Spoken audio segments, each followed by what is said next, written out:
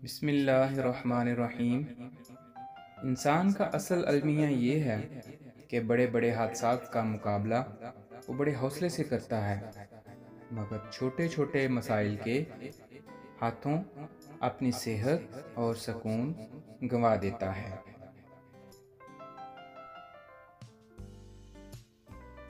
मुखालफ को जंग और दलील के मैदान में शिकस्त देना भी कामयाबी है, मगर उसे अखलाक के मैदान में शिकस्त देना इससे भी ज़्यादा बड़ी कामयाबी है। खूबसूरत लोग हमेशा आला अखलाक के हामिल नहीं होते, लेकिन आला अखलाक के लोग हमेशा खूबसूरत होते हैं।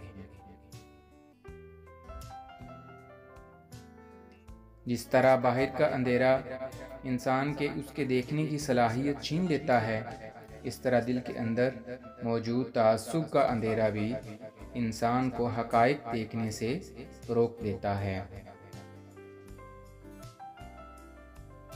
अगर आप हक पर खड़े हैं तो आपको चिल्लाकर बात करने की ज़रूरत नहीं, और अगर आप हक पर नहीं हैं तो चिल्लाकर बात करने का भी कोई फ़ायदा नहीं है।